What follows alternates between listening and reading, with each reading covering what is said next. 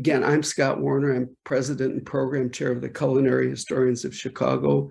And again, welcome to tonight's meeting. We have a fascinating speaker, Adam Centamore. I met Adam last spring at the International Association of Culinary Professionals annual conference in Pittsburgh. And I go to these conferences, and that's where I kind of shop for speakers. Incredible people go to these conferences. But anyway, I was talking to Adam, and he sounded so fascinating. And I asked him for his card so I could contact him about speaking for the Culinary Historians of Chicago.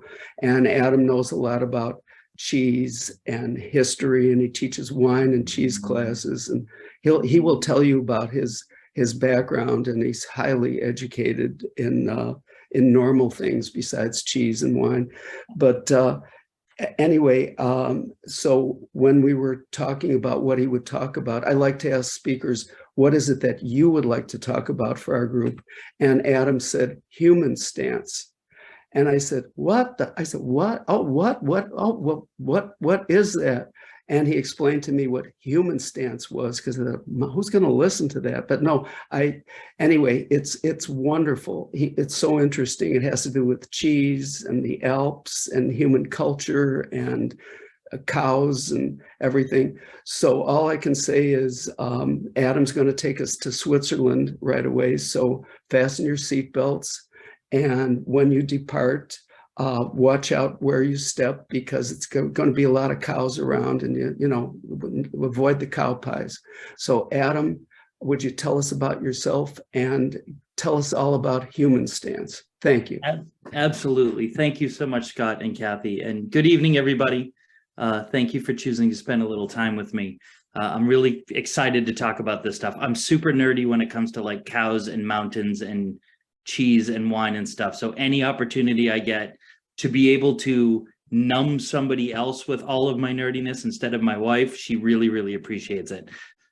This is the presentation that I'll go through. So the name of my presentation I call Moving Day, and it's on the topic of transhumance, and in particular, the impact it has on dairy cultures, specifically alpine dairy cultures, because again, I'm kind of a mountain nerd. So you know, who am I, right? Like, why are you here listening to me tonight?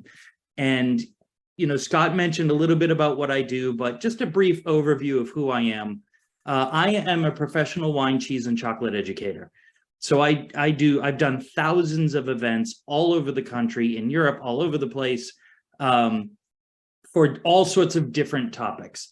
But wine, cheese, and chocolate are sort of my biggest areas of interest. I do stuff from corporate events to food and wine festivals.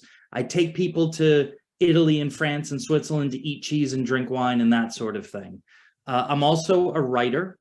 I wrote a book uncleverly called Tasting Wine and Cheese, which was published back in 2015. And actually how I got to come to join the IACP, the International Association of Culinary Professionals, is that they nominated my book as a finalist for the Cookbook of the Year, which is kind of interesting because it's not a cookbook, it's a sort of a reference guide, but that's what they chose to call it. But I was honored, humbled by that. And so I joined and started going every year. And like Scott mentioned, we met last year, and it's been nothing short of an amazing opportunity every year to sort of meet different people and see all sorts of different perspectives and learn stuff. So I'm also a writer. And then lastly, I'm a culinary journalist. So I write for Savoir magazine, Culture magazine, like a bunch of different stuff on a bunch of different related topics. So basically, I eat, I drink, I write, and I talk in varying proportions, as my wife Carmen will readily confess to. Now, more importantly, or sort of more related to what I'm going to be talking about tonight, I'm also a bioanthropology nerd. My undergraduate, I graduated my magna cum laude in bioanthropology a lifetime ago, and I absolutely adore anthropological sort of topics and how culture intersects with, you know, sort of the natural world, and especially when it comes to food and drink. So, you know, relative to the talk I'm going to have tonight, I think my bioanthropology background is sort of what set me on the path to be really interested in this stuff. And I'm also a devoted lover of alpine dairy culture. I've had the luxury of being able to go to a wide range of environments and visit a ton of farms and meet with cheesemakers and dairy farmers and all sorts of stuff all over Europe, and in some parts of the States, although never enough. And I just absolutely love sort of mountain culture. So that's what naturally draws me to it. Now, as far as what's going to happen tonight, my goals for tonight are to define what transhumance is, because for a lot of people, they're not familiar with the word, to explain why it's so important, and then, to talk about why it matters to cheese lovers. Like, why should anybody care about transhumance? What's the effect it may or may not have on a cheese lover? And so that's the name of the game. So with that, let's get started. And the first thing I want to do is talk about what transhumance actually is. Fundamentally, bottom line, it's the seasonal movement of livestock between two pastures. Okay, the word transhumance is often misunderstood because the humans part of it makes people think that it has to do with people. And while, herders and stuff are involved with it, the reality is the word comes from a conflation of the Latin trans, which means across, and humus, which means ground. So when we talk about transhumance, we're talking about relocating livestock, which in the Alps is almost always cows, but it does apply to sheep, it does apply to goats, any livestock. And when it comes to transhumance, there are two basic versions of transhumance. There's what we call montane transhumance, also known as vertical transhumance. And that's when you move herds up and down altitude. So it's a vertical shift. You go up, you come down. And that's what's found mostly, actually, in all alpine regions of Europe. Basically, anywhere where you have sort of stark mountain terrain, montane or vertical transhumance, that up and down movement of herds occurs. Now, transhumance also occurs in places where there are very little elevations, very few elevations, and we call that horizontal transhumance. And that is usually a response to environment or climate or something like that. So, over the course of a year, the water availability shifts from this area to that area, or a particular area of a region gets inhospitable for weather. So you move your herd away from that. We call that horizontal transhumance. That happens a lot in Western Asia, although it's found all over the place, okay? Now, how long has transhumance been around? Forever. It's been around forever. Evidence of seasonal transhumance, meaning reacting to the seasons, and what we call semi-sedentary pastoralism in Europe dates back to prehistoric times. I mean, we're talking way, way, way, way, way in the back. There's even some archaeological evidence that Middle Eastern cultures have been practicing pure pastoral nomadism or transhumance for even longer. So this is a very, very old practice. Basically, any place in the world that has herd animals and, either some sort of environmental pressure or seasonality pressure practices transhumance. And so is constantly moving transhumance? No, Jeffrey, that's a great question. Transhumance refers to sort of a movement based on some sort of pressure, some sort of impact. It could be climatic, it could be geographic, it could be seasonal.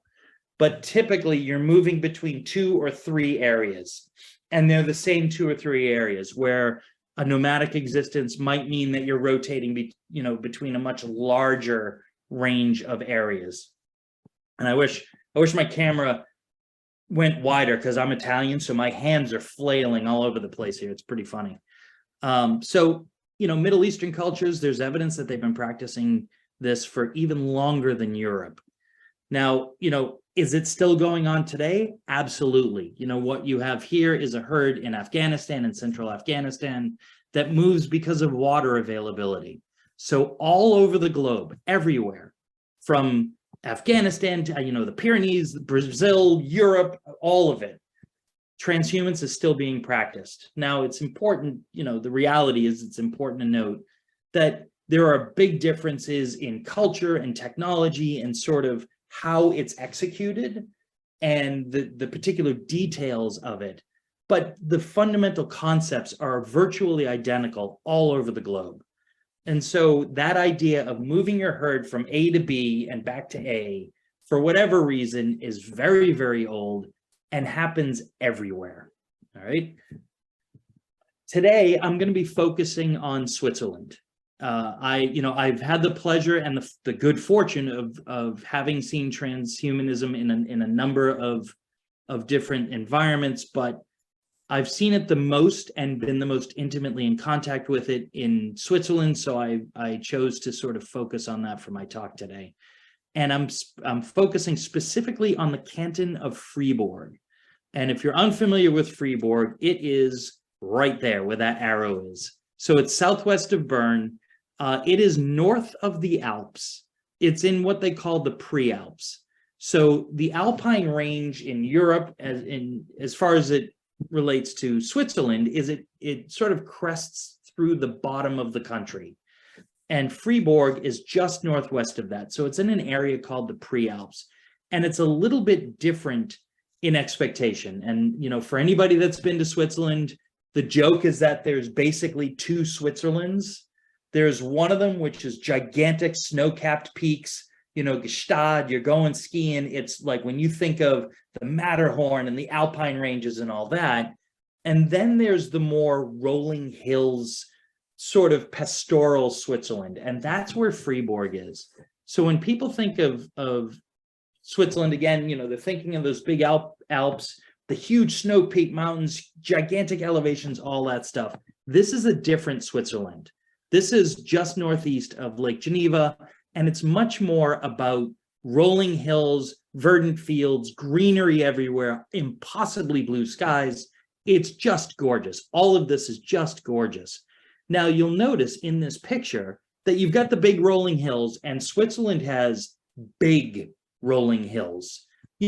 Ireland, England, Great Britain, they've got rolling hills, but Switzerland has 2,500-foot rolling hills. And you may notice in this picture on the right side of it, you're starting to get signs of that pre-alpine sort of mountain range.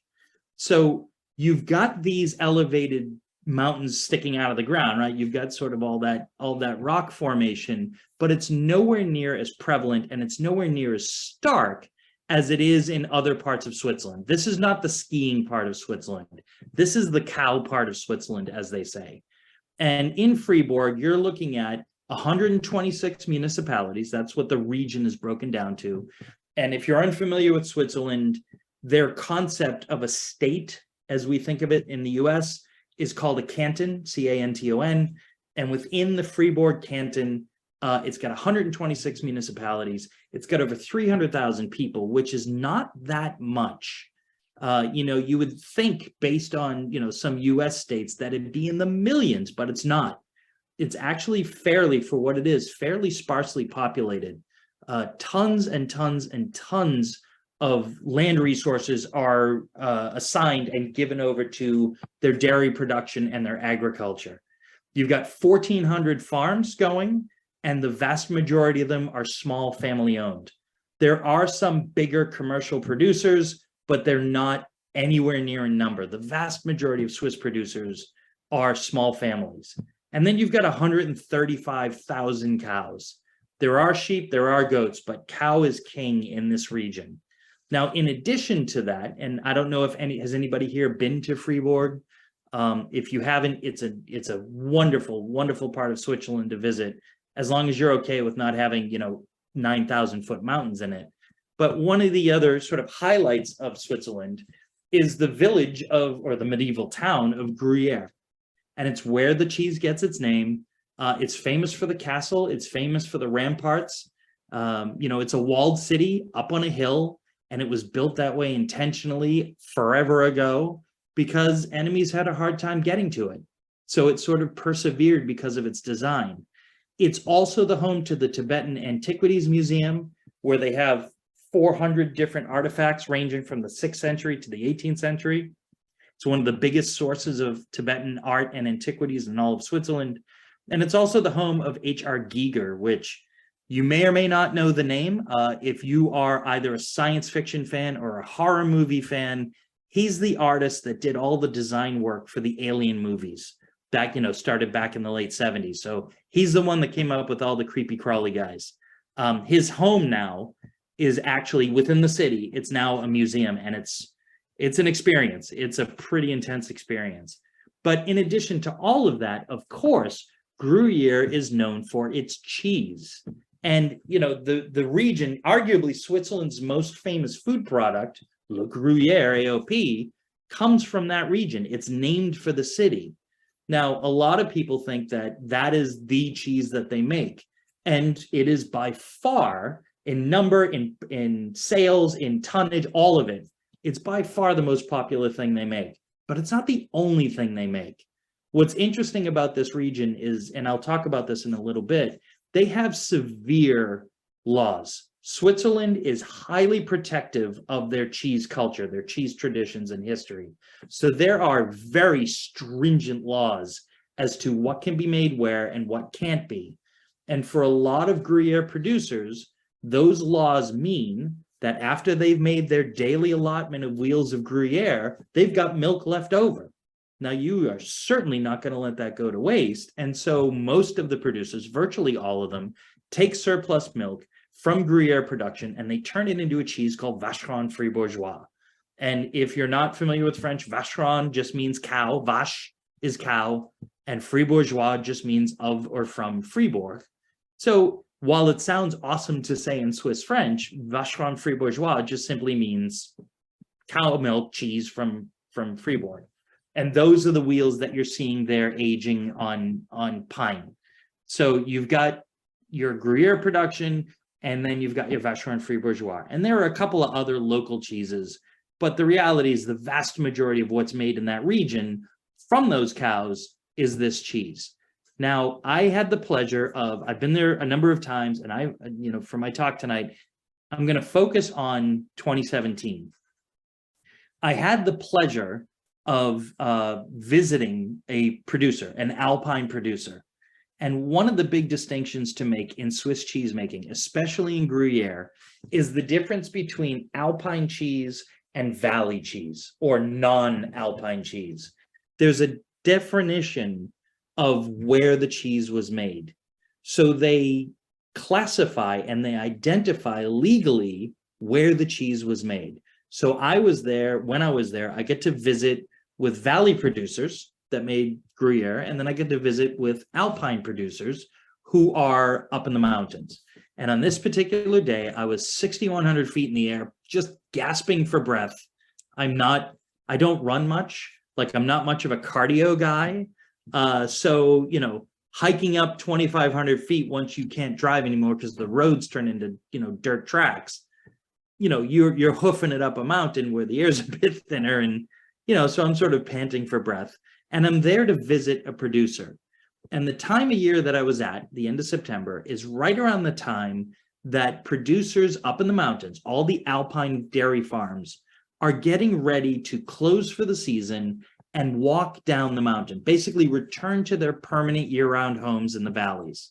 They all have permanent residences and families and stuff down in the valley. That's where the kids go to school, the houses, you go food shopping, all that stuff.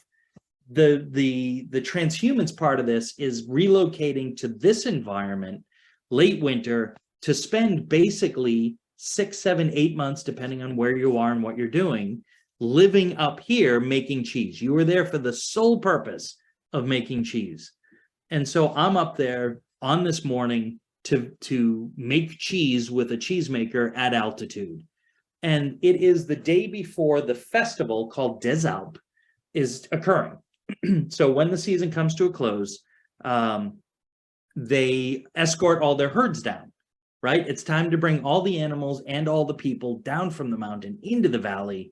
And so we're going to make a big party out of it. And that party's called Des Alpes. Okay. So that's why I'm there. That's the time of year. I'm there to take part in the festival, to experience the festival, to learn more about transhumance, and to visit producers that are going to participate in it. So this is where I am. And I took this picture as we're, right behind me are the sort of the stables where the animals live. And I'm really trying not to pass out because I forgot that I was, 48 at the time. And so I just go trucking up the mountain without a care in the world. And, 6,100 feet later, I can barely breathe. So I turned around and I snapped this picture, but that's why I was there. So we go in and I meet this guy. And this guy, his name is Béat Piller, and he is one of 56 alpine Gruyere producers in the entire country. Now, any Gruyere producer gets what is called a registry number. Every single wheel he makes, he will take a little, their sort of cornstarch based labels, and he'll put it on the curd of the rind.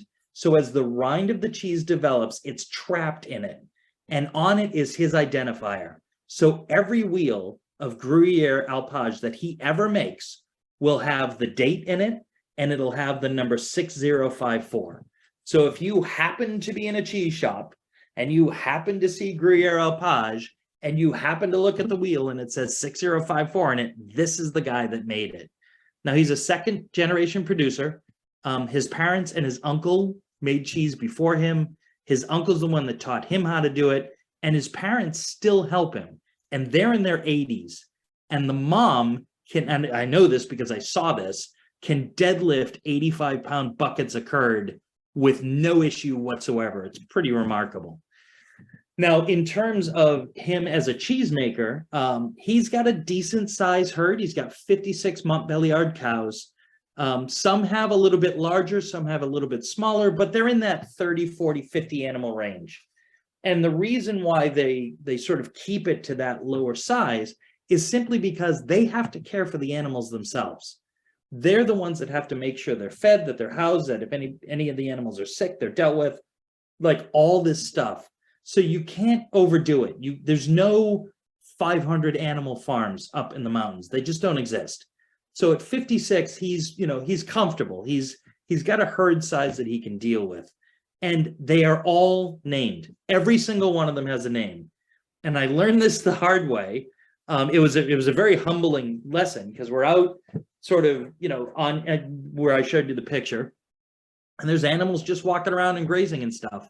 And I said, how can you tell them apart? And he says to me, he says, how do you tell your kids apart? And I said, what are you talking about? Like, I know all my kids, they all have names and stuff. And he's like, well, these are my kids up in the mountains. And I go, every animal's got a name? And he goes, absolutely. And he starts just pointing out animals. The relationship between these dairy farmers and their animals is every bit as intimate and loving and sort of, tight as you would expect with anybody and their children. And at the time, it was funny. He took me into the stable to meet a particular cow called Trilol. And she is 10 years old at the time. She's a little bit older now. And he was super sad because this was the last season she would accompany him up the mountain. She was just getting too old. The legs were giving out. She couldn't handle it. And so he was super sad because 72 hours from when I was there meeting her, she was going to make the final descent from the mountain, and then she'd spend the rest of the life at the farm in the valley. So he was a little bit emotional, and I almost started crying because he loved the animals so much that I was like, oh my God, Trilo, like I'm going to miss you when I just met you. So yes, I do have a picture of me with the cow. So hang on, I'm seeing some questions here. Are the mountain pastures private property? They are, yes. So they own land in two places. So each farmer will go back to the same exact geographic area every season. It's not like they stake out which one's best. They all have their own. And then do you know how, on average, how many generations the current cheesemakers have been producing for, specifically in terms of their own family lineage? That's a great question, David. Well, it's a historical society, right? I would expect this. I don't have a hard number for you, and part of the reason why I don't is there's a distinction in Swiss culture particularly. There's a distinction between the alpine producers and the village producers, and they're held to very different standards. And it's not a quality thing. It's not like the village producers can make, whatever and they just sell it. No, everybody's held to ultra high standards. In fact, Gruyere, the way the Gruyere system works is all of your production is rated and graded. and you have to hit a certain level to get paid the full amount for, kilos produced and all that stuff. If you wind up making lower quality cheese, you get paid less. And if you do that too many years in a row, you go bankrupt and you're out of the business. So they are very meticulous about quality. But in terms of the family lineage, the Alpine producers tend to be more generational simply because it is a very distinct way of life. It's a very distinct way of life, and it's extremely difficult. And I'll touch on that a little bit. But the valley producers have the benefit of automation and mechanization and sort of all the niceties of technology that the Alpine producers don't have. They have to do everything by hand. It's brutal. It is a brutal way of existence. And to put it in perspective, again, you're paid by the amount of cheese you make. Well, Swiss law says the Alpine producers can only make 2 wheels of Gruyere a day. That's it. That's all you can make. Doesn't matter how much milk you have, you're allowed 2 wheels. That's it. Meanwhile, down in the valley, you can make 17 wheels. You can make 22 wheels, whatever your machinery allows for, whatever you're able to produce. So the cultural sense of pride and importance that the Alpine producers feel makes it more inclined to be generational, where the valley stuff, it's still very sort of, you're in it for the right reasons, but there's a little bit more turnover. Let me see what happens to the cheese wheels over the winter after transhumance. So the cheese wheels, after they're done in the mountains, they can no longer make Alpage cheese. When they bring the animals down to the valley for the winter, they will still be milking. The animals will still produce milk, but they will take that milk, which is now way higher in fat and way smaller in quantity, and either make Vacheron Fribourgeois with it or other cheeses. Like, for example, there's a famous Swiss cheese called Vacheron Mont d'Or that is ultra fatty. It's ridiculous. And that's made using late season milk. So they're not going to let the milk go to waste. But inherently, when the animals go down to the village, they're making a lot less milk. Even though it's higher fat, they're making a lot less milk because you're not making babies in the Alps over the winter. If you do that, those babies die. So you make babies in the spring and the summer when they've got the greatest chance of living. And so evolutionarily, those animals produce the most milk and the highest quality milk when they can feed it to the animals that'll take the most benefit from it. Let's see, what do the Alpine producers do with the leftover milk after their 2 wheels? Claudia, good question. They will, some of it is they will consume it. Most of the time, they'll turn it into Vacheron Fribourgeois just because they can make that in any quantity, whatever's available. They can sell it. It's extra income for them. And then, again, in the winter, they'll make sort of other smaller cheeses that take advantage of the lower quantities of milk. And let's see, black market Gruyere more than 2 wheels per day. That's only Alpage. That's the big distinction, Jeffrey. The Alpine Gruyere is 2 wheels a day. The village Gruyere, the valley Gruyere, if you will, is a very different story. It really is sort of night and day between the two. And there's a reason for that, and I'll get to that. So while I'm there with him, this is where he's finishing up the batches he's going to make, because it's time for him to close up shop for the season and bring the animals down. It's time for the transhumance to take place. So when he's done, he will close up his shop. It's a small, like the room that you see, if you can extrapolate the room that he's in, it's about 3 times bigger than what you can see. There's just enough room for him, a 750-liter cauldron, a fire, and some stairs that lead to a room above this room where there are 3 cots and like a hot plate and a small refrigerator and a tiny table to eat. It is totally utilitarian. You are only there to make cheese. That's it. That's the only reason why you're there. There's no TV. There's only enough electricity to run lights at night, that kind of thing.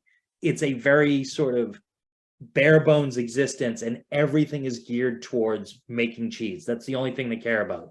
So he's up at 3:30. He goes to bed at 10 at night, because after the animals are all set, that's when he does the repair work to his roof. That's when he fixes the fence that needs mending, like all that sort of stuff. So it's a very, it's a calling. Like, you got to really want to do this, because it's a really tough way of life. So we got to him right before he was shutting down for the season. Now, once the season's done here, let me get to my slideshow here. It's time for the transhumance. And this tradition, the whole thing about transhumance exists because Gruyere farmers up in the Alps, the alpine farmers, are required to bring their herds down to the valley by foot, on foot. They can't load them into trucks. There's no flatbeds. There's no roller skates. There's no skateboards. There is nothing.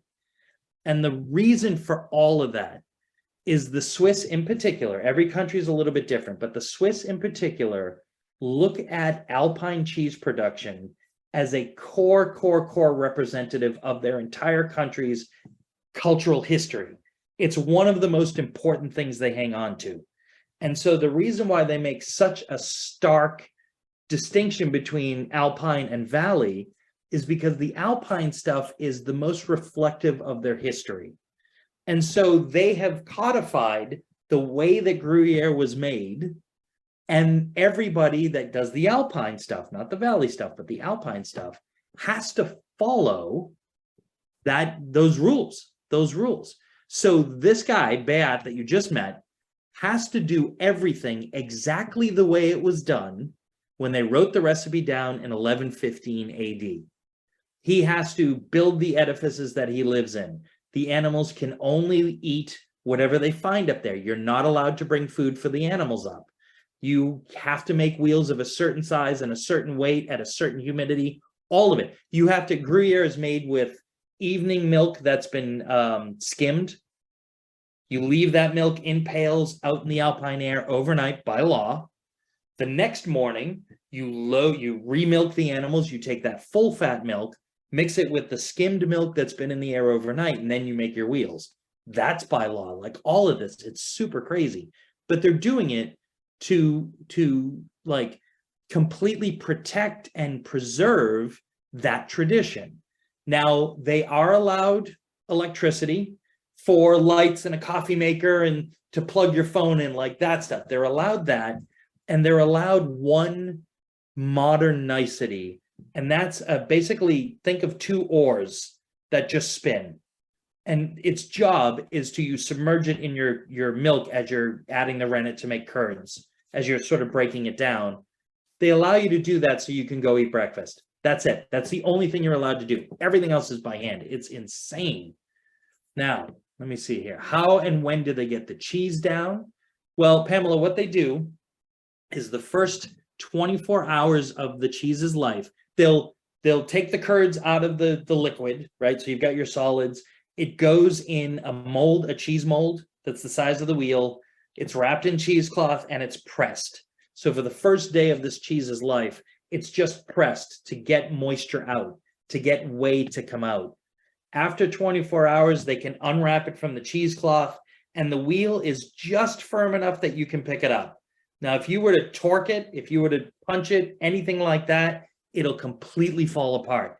But it's just firm enough that you can manipulate it, and then it spends the next 24 hours of its life in a brine bath. So they all have giant barrels of brine, and the wheels just float in it.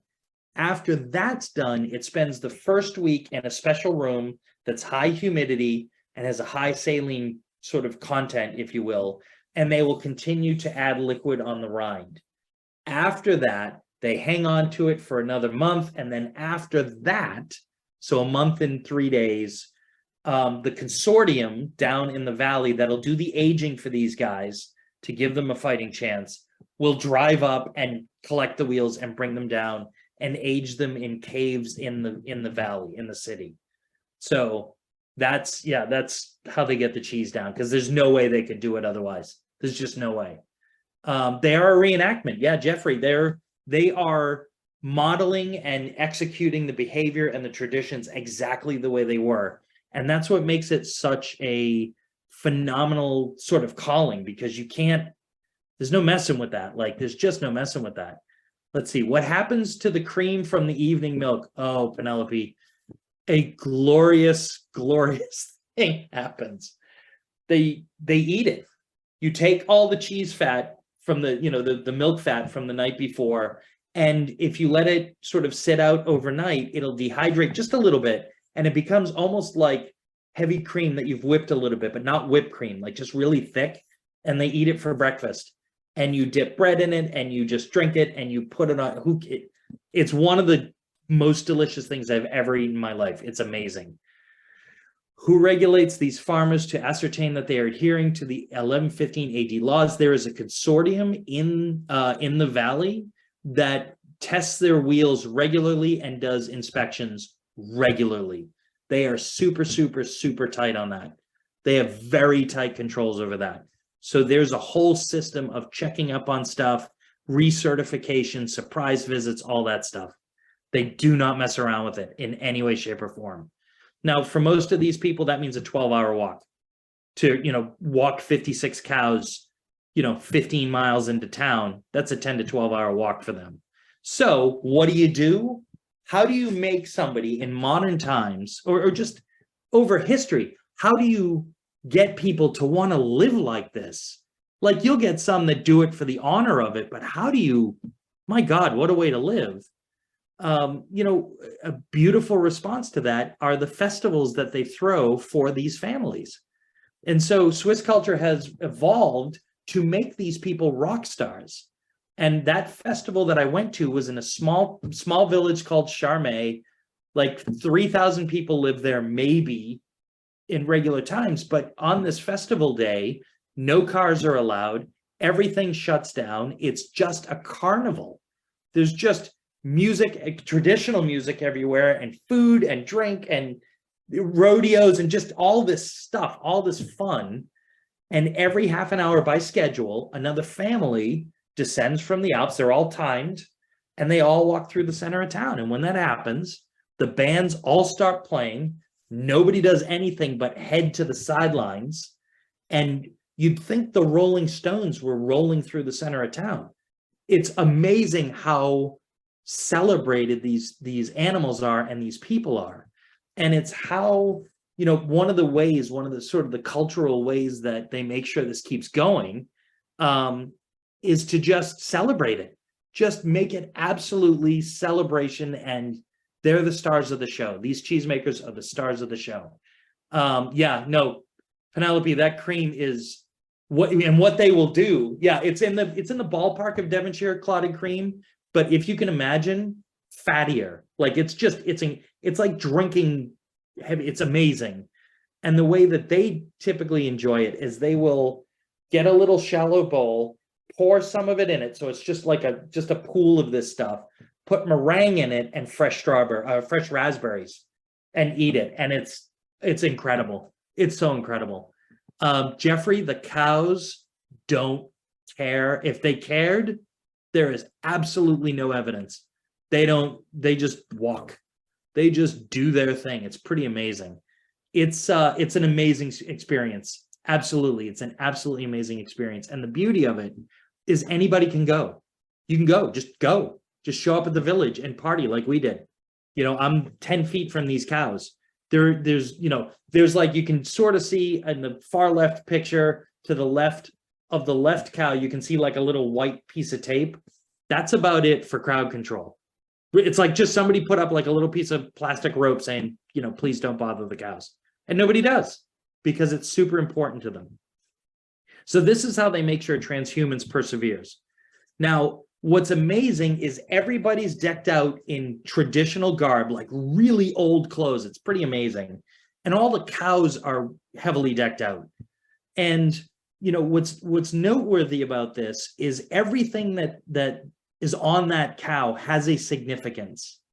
So the flowers that you're seeing are significant to that animal, which is why each of the cows has different headdresses.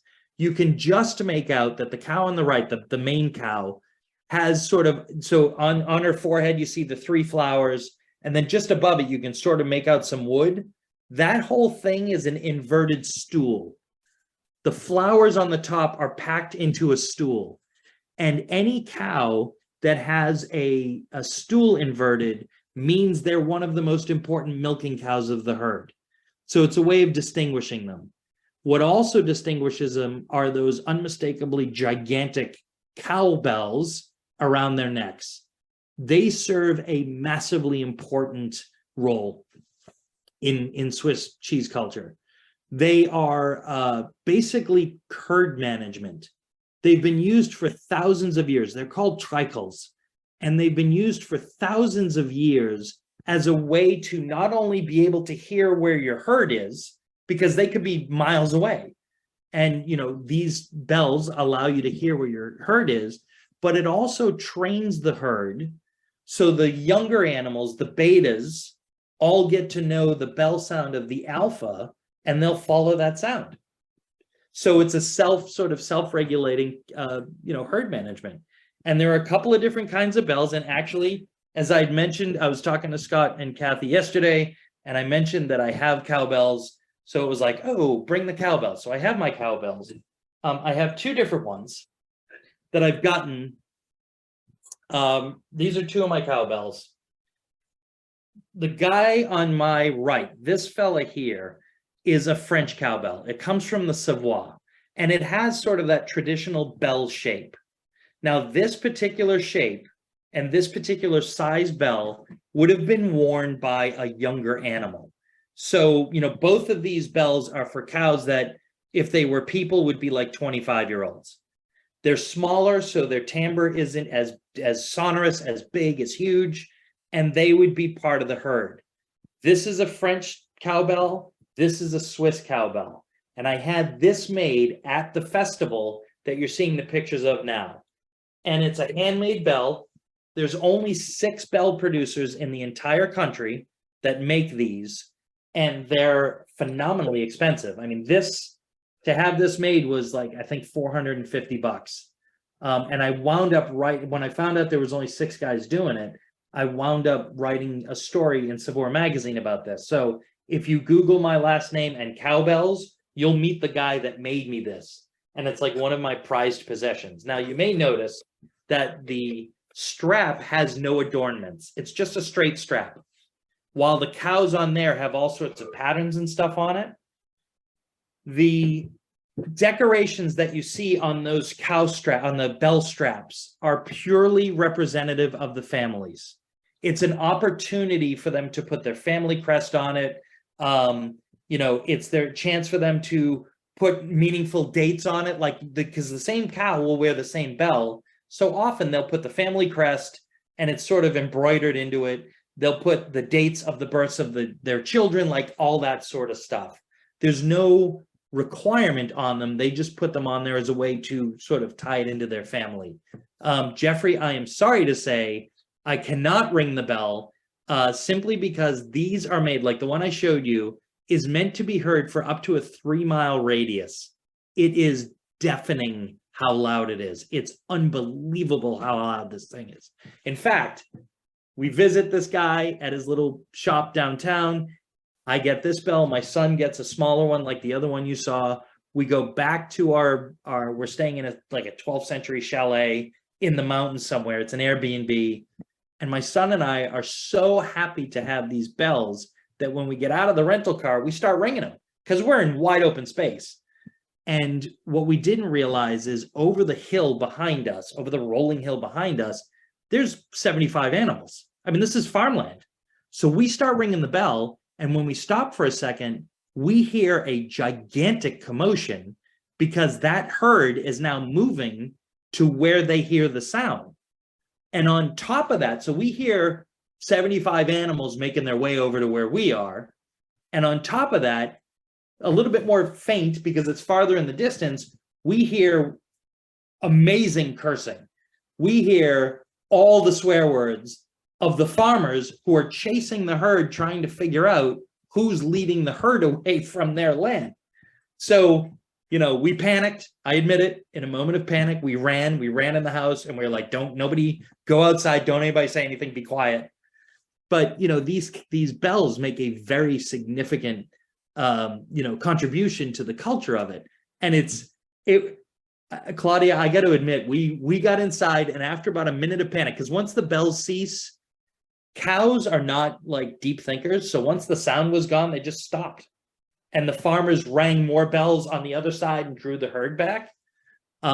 So it wasn't funny for about 2 or 3 minutes. It was sheer panic because I had no idea what to do. It never even occurred to me. But Wow, we laughed so hard when it was done. So, I've got it wrapped in paper towels and stuff because, again, it is deafening how loud that bell is. So I'm sorry, Jeffrey. I can do this. I can touch it. Oh my God, that's so loud. That's so loud. Now, interestingly, that has a lower pitch than the little guy, which is, it's got a higher pitch because a smaller animal would wear it. And that's how you can tell the herds. Because if a smaller animal kind of gets away from the herd, the higher pitch will travel farther. And so it's easier to find the animal and it's easier for them to carry. All right, so let's move on here. These festivals, not only is there food and drink and rock stars and rolling stones in the form of cows, there are also all sorts of cultural elements. These are classic Alp horns. If you've ever seen a Ricola commercial, these are them. It's one of the most peaceful sounds I've ever heard in my life. And if you go on, wait, Jeffrey, the bell didn't sound over Zoom. I clipped the microphone. Crazy. Well, so if, whenever you have them in a Google Alp horns, and so you can hear what these sound like, they are one of the most soothing sounds I've ever heard. And again, they're built to be heard for miles. They were originally a system of communication. So it was almost like an audible Morse code, so you could communicate over great distances. Now it's just beautiful to listen to. So there are all these cultural aspects that, that go on during these festivals to reinforce the beauty of it, to make everybody love what's happening and want to keep going. So why is transhumance so important? Why does it matter? Why do we care? What's super important about it, and this is how I explain it to people. Yes, Penelope, I will touch on that at some point. Yes, I will do that. Transhumance is super important to Swiss alpine cultures because it lets them grow. It lets their population grow. As a species, you want to make more of you, right? The more of you there are, the more likely you're going to survive. Excuse me, I need a sip here. Very parched, sorry. The more of you there are, the more likely you're going to survive. So that means increasing your population. Well, when you increase your population, you got to feed these people. And so you need more crops and you need more animals. That's one of the biggest reasons you stop being nomadic, so you can grow. And once you plant roots somewhere, you start growing. Well, if you're in wide open spaces and you have thousands of miles around you, if you're in, out in Iowa, whatever, and you just have all the room in the world, it's not a problem. You can keep growing out as much as you want. But if you live in mountainous regions, your area of availability is limited, sometimes severely so. So you look for ways to increase crop production, increase livestock, more food, more resource, more labor means more resources to let your population grow. And so what they figured out thousands of years ago all over the world is, hey, there are grasses up on that mountain or hill or whatever. Why don't we take the animals up there when it's nice, let them eat that, which gives the stuff in the valley a chance to recuperate. And then when that's done seasonally, we'll bring the animals down and that will have a chance to recuperate. It's a very elegant, it's a brilliant system for increasing the amount of resources you can create. And that lets your population grow. You're doubling or even trebling the amount of space that you have. So it's a really good strategy for staying in one place and making the most out of the, relatively speaking, limited resources that you have. So, there's also a benefit for, again, this is getting kind of nerdy, but it also provides a mutual benefit between the crops and the animals. Because, these areas typically have some sort of ecological challenge, whether it's harsh weather, tons of snow, bad winds, whatever it is, these environmental pressures can limit crop production. By moving the animals, each of the areas that you're leaving has a chance to regenerate. It has a chance to bounce back. It has a chance to get to full strength again. And that's very, very good for your crop system. So it really kind of does all sorts of good things. Now, why should cheese lovers care? right? Like, why, as a cheese lover, do I care about transhumance? Well, the anthropology nerd in me, that should be pretty self-evident. But the reason why cheese lovers should care is that that act of moving animals from place to place means they're consuming different resources, which means their milk is going to have a different characteristic to it, a different flavor to it. And so, you know, the dairy farmers are making these cheeses, and as a consumer, you can benefit from that transhumance if you know what you're looking for. And so, you know, it's all in the name. And I'm going to use Gruyere as an example, but this also applies to Comté in France, Emmental in northern Switzerland, or Centamore, or, you know, Appenzeller, like all these winter alpine cheeses. It's all in the name. So if you notice, you know, this is less than subtle, I guess. I went kind of crazy with the cut and paste here, the copy and paste, but you may notice that all those arrows point to a single word, right? And of course, that word is alpage. And you may notice that if we go back to the first cheese, there's no alpage distinction. One of the requirements for Le Gruyere is if you make alpage, you have to use that alpage designation. You are formally known as Le Gruyere d'Alpage AOP, which is Switzerland's system of certification.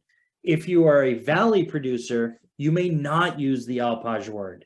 And so this wheel, you can tell simply by the labeling, it is a valley produced cheese, not an alpine produced cheese. Okay. And let's see, Jeffrey, I found that rural areas in Europe are dealing with invasive plants just like we are, except many of their North Americans invasive. Okay. Yeah. And you know, I wonder how that impacts the milk of the animals that are eating those invasive plants, if they are. You know, it'd be interesting to see sort of how that impacts the long-term flavor profile of the cheese. So alpage versions of alpine cheeses have a different flavor and a different personality thanks to terroir. And if you're unfamiliar with the word, it's simply a French concept that means sense of place. It's the belief that every single variable of an environment impacts the output, the final product. And so being up in the Alps, eating those grasses instead of valley grasses, eating flowers up there, all of it will have an impact on the cheese. You know, the big thing to keep in mind, you know, sort of the big thing to keep in mind is that you want to buy an authentic version of this stuff. And if you notice at the top of the wheel, of the wedge, there's that black, red, and white label that says AOP. That's a designation in Switzerland only. That's their version of it. It's called the AOP. That guarantees authenticity of production. It guarantees method of production, origin, all of it. Every country in Europe has a version. The French have their AOC system, the Swiss have AOP, the Italians have DOCG, and it all translates to the same thing. Appellation of origin protected. So AOP stands for Appellation d'origine protégée. And the DOCG is Denominazione d'origine contrôlée. Like, it all means the same thing. It's a guarantee by that country that what you buy is authentic. So whenever you go and buy a piece of Gruyere, whether it's alpage or not, and the vast majority of what you're going to find is not alpage, of all the Gruyere made in Switzerland, only 7% of it makes it to the US. And of that, only 2% of it is alpage. Because again, there's 56 producers making 2 wheels a day, not a lot of cheese. So make sure whether you're buying the alpage or the valley or whatever, it has that AOP, because that's what's going to guarantee you quality. Okay. So with that, now I've got some questions here. Let me see if I can answer those. At some point, could I please speak about the different appearances of the cows and the resulting cheese? Do you, Penelope, do you mean within Switzerland or just in general? I want to make sure that I answer your question correctly. Let me see, I'm going to move my chat box here off my ancillary screen so I can be staring at the screen the whole time. And Penelope, while I'm waiting for you to let me know about that, if it's okay, I'm going to ask if anybody else has questions. And again, I'm happy to interact directly. We can do it through chat, whatever you prefer. But to answer your question in the general sense and sort of tying it into what Jeffrey mentioned, yeah, different family cows look different. Now, within each area, right, all these pictures that you're seeing are from different parts of Europe. So all the photography you saw was not only Fribourg, Switzerland. For example, the picture that you're looking at right now is from the Alto Adige in Italy. So those are the beginnings of the Dolomites in the background. So that breed of cow that you see there is of that region, but that is not a Montbéliard cow. The black and white spotted cows that you saw and the tan cows, all the cows with the bells up in the Swiss pictures, those were all Montbéliards. Those animals come in basically two flavors, and you saw them both. Tan and white, black and white. Now, within the family of cows, they all have sort of the same kind of general personality. So all Montbéliard milk kind of acts the same. But that's going to be different than Holstein milk, Jersey milk, like all that. So different species of cows have different attributes to their milk. Some might be fattier, some might be more acidic, some might be less acidic. There's all sorts of variations. And so within these regions, for AOP protected cheeses, for any of those protected cheeses in any country, they have to follow the guidelines on cows. So in Alpage production, you may use Montbéliard cows, and that's about it. So you get to pick your color, but that's the breed that you have to work with. So there are a lot of those sort of regulations and controls. And hopefully that answers your question, Jeffrey. I talk a lot, don't I? This is why my wife makes me teach. I'm not kidding. I've been doing this for, I don't know, coming up on 20 years, and probably a dozen years ago at one point, my wife one night, because I would do this to her every single night over dinner. And at one point she just went, just shut up, like just go do this to somebody else. And that's when I started teaching. Correct. So all the Swiss cows that you saw, Penelope, they're Montbéliard. You just saw the tan coated ones and the black and white ones. And they're all sorts of different regions. Like, for example, up in Spain, you know, if you're going to make Manchego, you have to use La Mancha sheep. That's the only breed you're allowed to use. So there are all sorts of different regulations in different places. And again, it's the spirit of that is to maintain and protect continuity, tradition, history, so it doesn't spiral out of control and people are doing weird stuff. So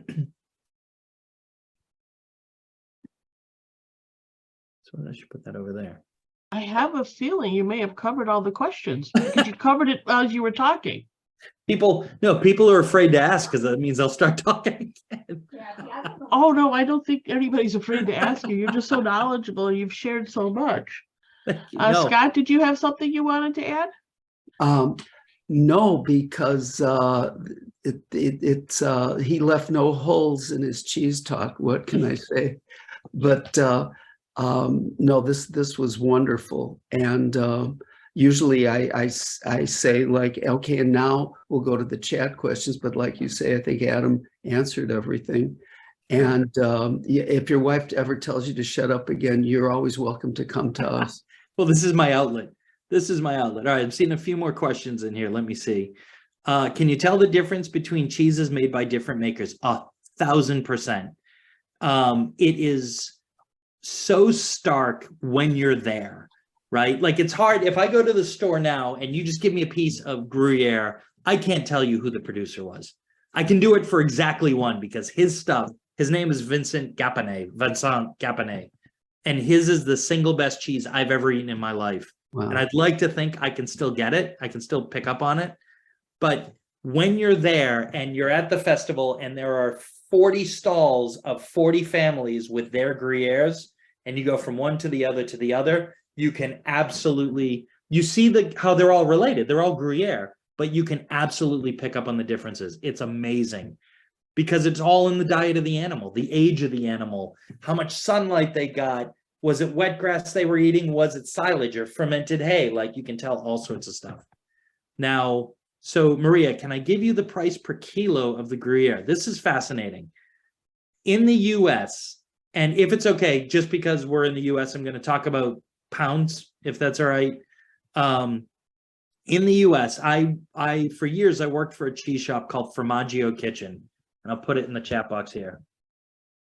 And they are a world-renowned cheese shop. They just happen to be in Cambridge, in Boston, where I am.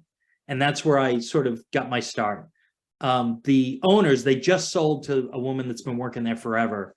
But the former owners, as of last month, were knighted by France for their work in French cheese. Like the husband, it's a husband and wife owner, and the husband used to carry Julia Child down the stairs to see the cheese caves because the stairs are so steep and it's like this old craggy building that she would have broken her neck. So it's really significant stuff. And that's where I learned about it. And they carry both. Right now, they have the Alpage version and the Valley version, the reserve.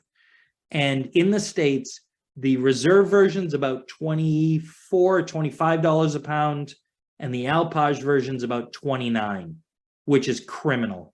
They should be getting so much more. Like the families that produce it, I don't mean Formaggio, but the families that produce it should be getting so much more than that. But what's hilarious is over there, it is beyond cheap, like 8 or 9 Swiss francs, which is about 11 US dollars per kilo. So that works out to be like $4.50 a pound. So whenever I go over there, I bring home 40, 50, 60 pounds of cheese because it's the best stuff I'm ever going to have at a tenth of the cost of being here. It's really kind of amazing how that works out. Adam, Yeah. when you bring the cheese home, does it maintain its flavor through the journey? So I have them vacuum seal it, which Uh-huh. is not perfect for the cheese, but it's the best way to deal with it. Uh-huh. Okay. It's the best way to deal with it. And it lasts long enough. I mean, I bring it home with the express intent of using it in my classes, giving it to friends, cooking with it, eating it. Like I'm not hanging on to it. I go through it pretty quickly. I was in Spain a few months ago and I brought home 60 pounds of cheese and it took me 2 weeks to go through it. Oh. So let's see here. I've got more questions here. More than one breed. So Penelope, you had asked a little while ago, more than one breed of cow, all making official Gruyere cheese? Nope, Montbéliard. Is the festival, Katie asked me, is the festival occurring May 7th this year? No, it takes place. Well, so there are 2 festivals. There's a smaller one when everybody goes up the mountain. The one, if you're going to go see it, takes place typically at the end of September into early October. And if you want, I will put in here actually ways to get a hold of me, because I'm happy to share with you all the research I did when I went, and it's so worth it. So let me see here. The ways to get a hold of me is my website is just eatdrinklearn.com. That's who I am. My email is uncleverlyadam@eatdrinklearn.com, or if you're a fan of sort of the social media, like instant message thing, my Instagram is uncleverly eat, drink, learn. So, happy to help out in any way I can for that. I can tell you that this year I'm doing a Piedmont tour. And Katie, you had asked about this as well. I'm doing a Piedmont wine tour that will include the cheese festival in Bra, which is in Piedmont. And it's an insane cheese show. It's the village of Bra. The entire center of the village turns into an international cheese show. And it's just called cheese. Like, it's not even in Italian. They just call it cheese in English. And it only takes place every 2 years. And this is the first one that's happened since COVID. So everybody is dying to go to this. So I'll be in that region from September 13th to 20th doing a food tour of vineyards and, cooking experiences and cheese and all that stuff. And it'll include that show. At the conclusion of that, it ends with everybody going back to Milan on the 20th, and everybody goes home except this guy, who will be heading northeast into the Dolomites because their Transhumance festival takes place on the 23rd. So September 23rd in the Dolomites, sort of north of Bolzano, they'll have their festival. And if anybody wants to go, happy to have you join me. If you want information about it, whatever, email me. You can get to me through Scott or Kathy. Like I'm around and I'm happy to share anything. Let's see, interesting discussions at US Customs. Very. When you roll in, I'm the only person I've ever met, Steve, that's been stopped on the way out of the country because my suitcase is all towels and socks. Like I use it to wrap stuff to bring it home. And the last time I came home from Switzerland, which was last March, so I don't know, 10 months ago, I was there for another festival in northwestern Switzerland. I had so much cheese that when you put your suitcase on the weighing, the scale, I was 1/10 of a pound, like 3 ounces away from having to pay a fine because it was like 70 kilos of cheese. It was insane. I had to lift the bag off the belt for the woman because she couldn't lift my bag. It's great. Oh, it's so funny. Okay. So let's see. It appears different family cows look different. Yes. Yep. I mean, there's some variations because often you'll have like the lineage of the same cow, Jeffrey. So you'll get the kids of the kids of the kids kind of thing. Claudia, thank you. I appreciate that. That's very kind. Yeah, I could talk about this all night. Whether cheese, wine, chocolate, and charcuterie, I can talk about forever, ad nauseum.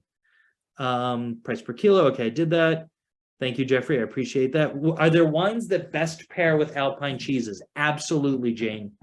And I'm going to type some stuff in the chat box, and a lot of these you may not be familiar with. Let's see here. Basically, any Alpine wine, which I'm going to give you some examples of. And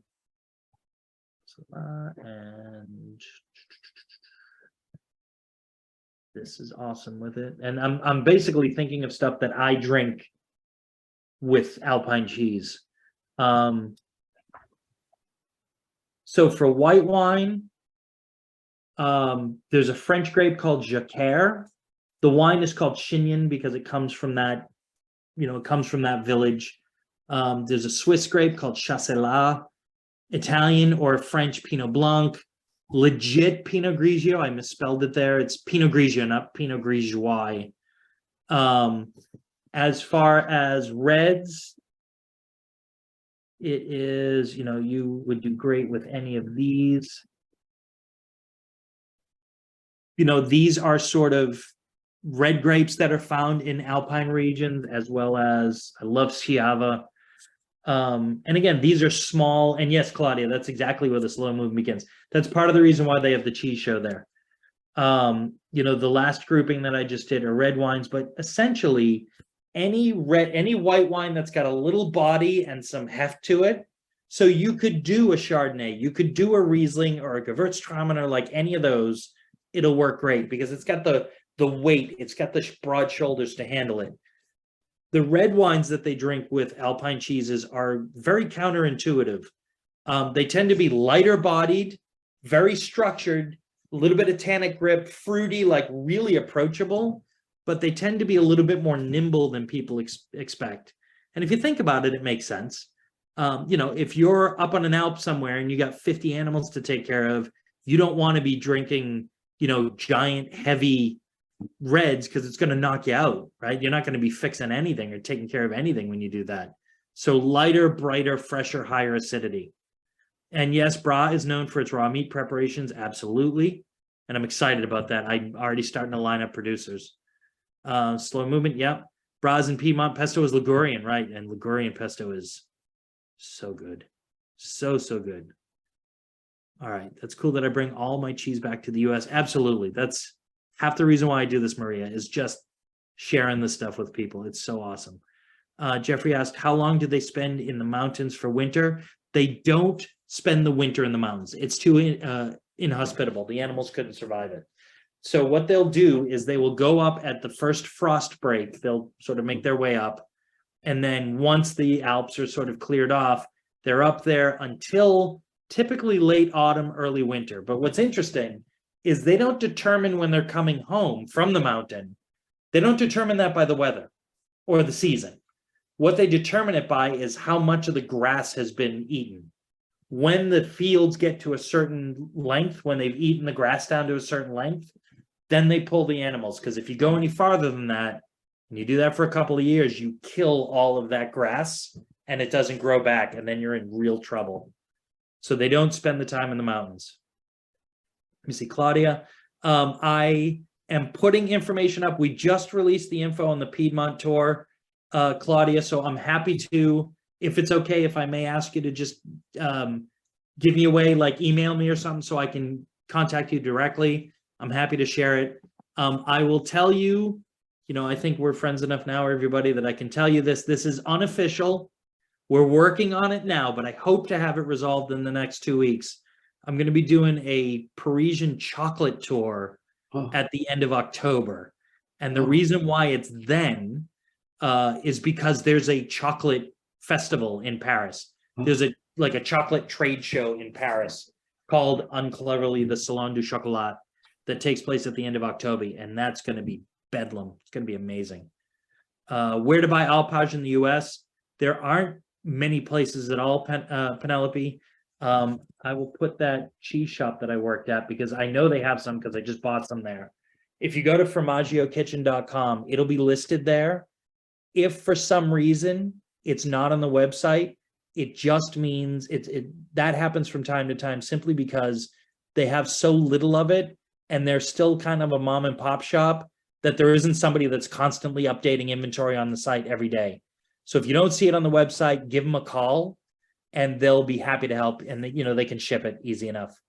And they get really good stuff, like really good stuff.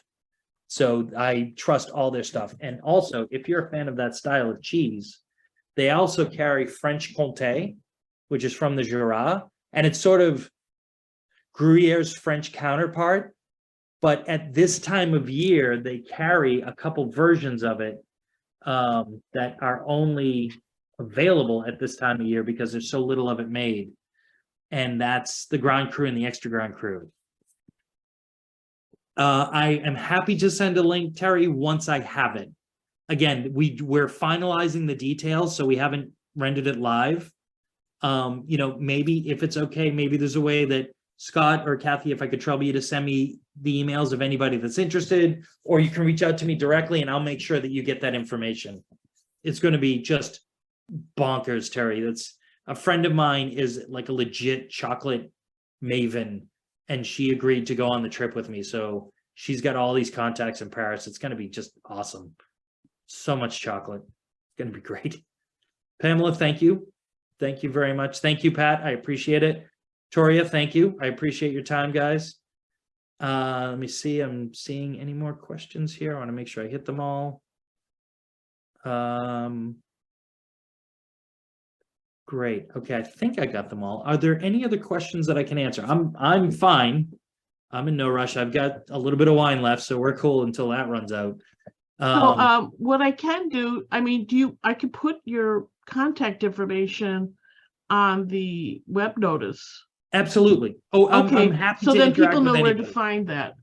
Thank you, Eileen. Thank you, Penelope. I really appreciate it. And again, I'm happy to share, any of the information about the trips I've taken. If you want to do it, the Des Alpes Festival I'll be in September, that you're welcome to join, like any of this stuff. Like happy to share any way I can. So yeah, Kathy, if you don't mind, I'm more than happy to share that info.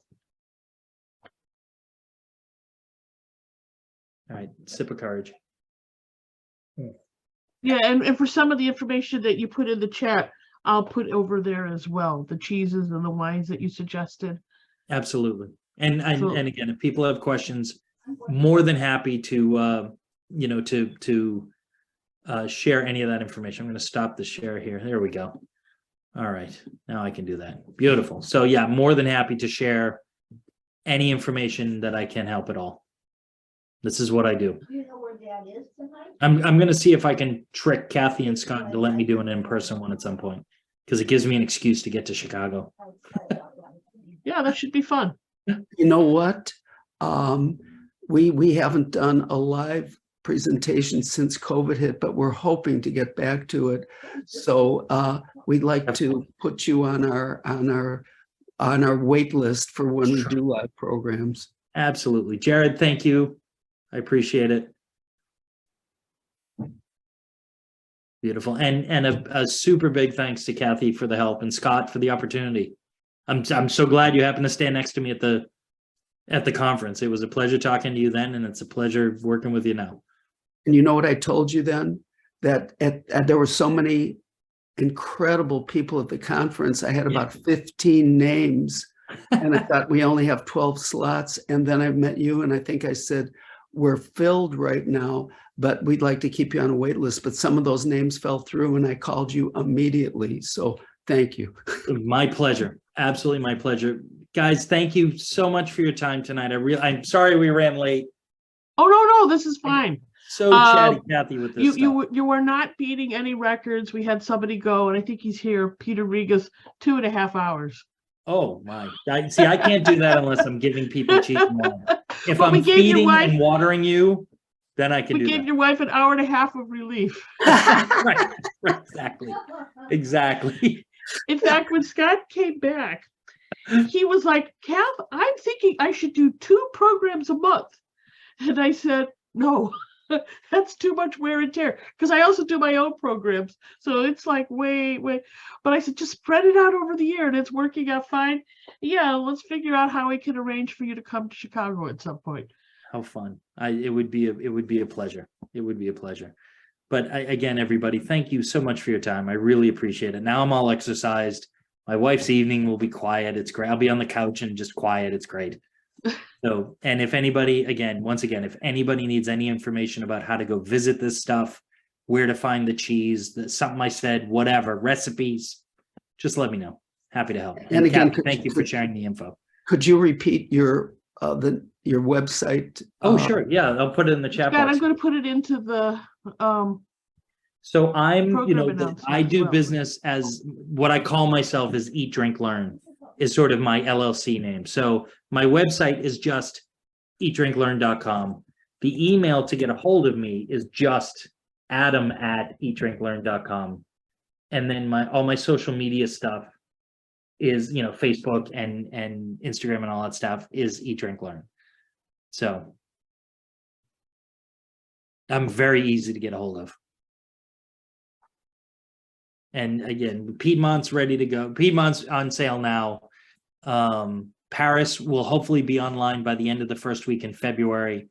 And in both cases, for anybody that's interested in tours, we're going to cap it at like 16 to 20 people tops. Like we don't want big. It's no fun if there's too many people. So, I want a chance to be able to talk to everybody and have fun with it. So. Well, thank you again. You've melted our hearts with your cheese talk. Thank you. Cows. Be nice to cows. They're adorable. But And now guys, I know transhumance is not something questionable. exactly. It's a wonderful, beautiful thing to witness, and it's a really important part of their culture. So, I think we'll say Kathy, goodnight. thank you very much. Scott, Thank thank you. you so much again for the opportunity. I hope you guys have a great night, and we'll talk soon, I hope. That'll be great. Take care. All right. Good night, everybody.